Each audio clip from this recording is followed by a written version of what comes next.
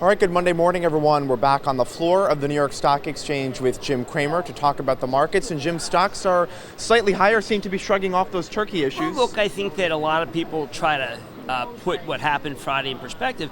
The VIX was so low, it was ripe for something to happen. I'm not dismissing Turkish contagion. I have a piece this morning on Real Money that talks about how Turkish contagion can create buying opportunities, provided that you don't hit the blast zone, so to speak, which is usually the financials, and those are down. There's also down because treasuries are strong. But I just feel like that I traded, I was a primary trader of Turkey, and I have something about it in Confessions of a Street Addict, and in it I talk about how there was tremendous devaluation of the lira under Chiller, Tinsu Chiller, who was ultimately a corrupt premier. And one of the things I think people have to recognize is this. Turkey is a place that again, European banks lend to. And I've never recommended the European banks. We're having a stock of the day on Deutsche Bank. And I think that one of the things that people have to start coming to grips with is, as European banks get weakened, our banks can play a bigger role in lending. Now, there is obviously tremendous jingoist sentiment all over the world, but I think that the idea of linking Turkey to the United States is as fanciful in terms of its long-term impact as it was in '93. And I think the reason for that is that Turkey is very much not a large economy. It is not a secular economy. It has had bad growth for a long time. Is it like Venezuela? To some degree, yes. And Venezuela for a long time there was impact, and we had a lot of companies that did a lot of business in Venezuela, and they lost money. We used to do a lot of business in Turkey, but we pulled back, in part because of disdain for the United States from the Erdogan government. So you take it all don't take it in stride. Nothing should ever be taken in stride during a contagion, given the fact that in 1997 we had the Thai baht, in 1998 we had the Russian ruble crisis, and that those were usually because of the owners, the holders of the paper. And there's a lot of people who routinely push emerging market as an asset class to unwitting Americans.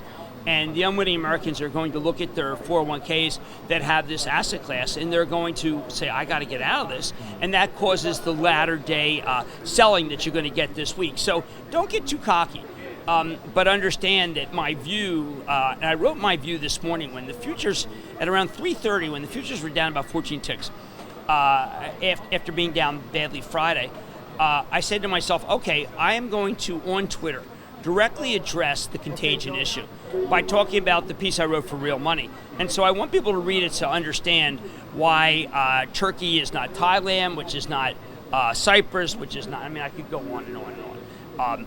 And there are people who want to link these things, and if they frighten you out of your stocks, what can I say? I wish that weren't the case. This is not systemic risk for the U.S. It's an opportunity to buy if you don't have anything, provided you're buying the stocks that I talk about in Real Money. And Jim, that fear you talk about perhaps is exacerbated by the ETFization of the market that we talk about a lot here. Yeah, I mean, look, people don't pick, people spend a lot of time, there are a lot of ads talking about single stock risk and how you don't want to have anything involving a single stock risk or single country risk. And the problem with that is that you could own a basket and be brought down by Turkey. I don't think that Turkey is something you wanted in your basket, given how unstable the currency is. So let's just be, I would say, don't be too sure that we can necessarily finish up, because there will be people who relate what happened to Turkey to previous contagions. There are always bad examples, as I mentioned, long-term capital, that make it so that someone like me who says, look, it's not systemic, but understand that there could be analogies that are going to be drawn, those analogies are going to be frightening. And I always tell people, look, be prepared for the worst, hope for the best. And I look at what's happening in Turkey and I say to myself, okay, it's going to hurt some stocks. Don't buy those stocks that are directly related to Turkey, or at least regarded as being related. Buy the stocks that never come in, the great growth stocks that I mentioned I think trenchantly in my Real Money piece. Jim, meanwhile, People should go to Real Money. We really pack it with a lot of stuff, a lot of good ideas. We do the stock of the day is very exciting. It's a great way to learn in a more sophisticated fashion than you necessarily get in a lot of other outlets. Yeah, Jim, Real Money will be covering Deutsche Bank from two angles. One is the Turkey angle, and two, it's about 4 months since their new CEO took over. Right. I mean, Deutsche Bank is at the fulcrum because we almost presume that Deutsche Bank lend everywhere, and that doesn't. They lend some good places, lend some bad places. Germany and Turkey historically have very close ties. And there's a huge number of Turkish guest workers that came to Germany a long time ago, and Turkey is. The Turkish minority of Germany is large, and the two countries are very close. So let's think twice about necessarily bottom fishing with Deutsche Bank, and stay tuned to our stock of the day. You'll see multiple voices. We had a great stock of the day on Friday on Dropbox. I learned a great deal. Yeah, and Deutsche Bank shares are down 40% so far this year. Deutsche Bank is a challenged institution. So maybe better play to focus on some of the banks that Action Alerts Plus owns, like JP Morgan and Citi. Citi's coming down, and the idea that Citi is really going to be hurt by Turkey again is fanciful. Meanwhile, Jim, Piper has a note about Amazon's advertising business. Yeah, I urge people to look at this note because it says, everyone knows that Amazon retail is strong. That's obvious from Prime and 100 million people strong. Amazon Web Services is the class of the field. And I've been saying that maybe people are going to try to Google Cloud and Azure are always going to try to catch up to them, but they're always one step ahead of the posse.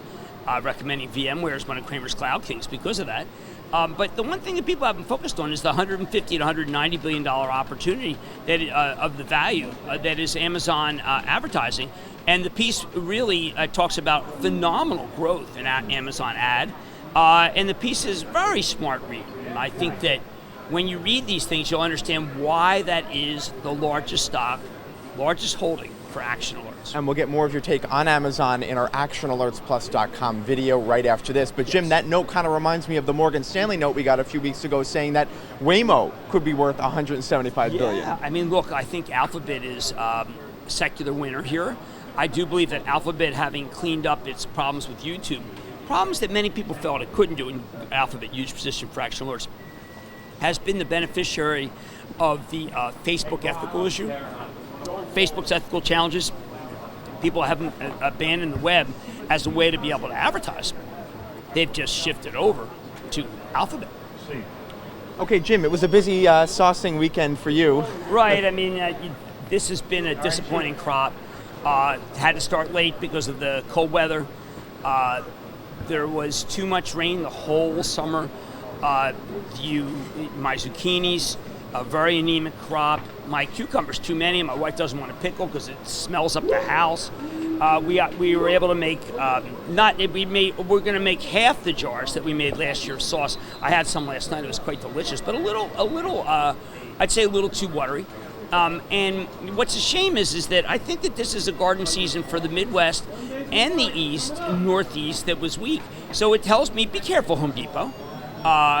Be careful. Home Depot also has the twin challenges of Lowe's getting better. Look, when I say be careful, it means, to me, get ready to buy some on weakness. Obviously, the chartists will be out in full force if it goes down here saying you got to sell it. I'm taking a longer-term view and saying Home Depot's excellent. All right, we'll get those earnings reports soon. Jim, thank you very much. We're going to have more stocks from Jim in our ActionAlertsPlus.com video. Head over there.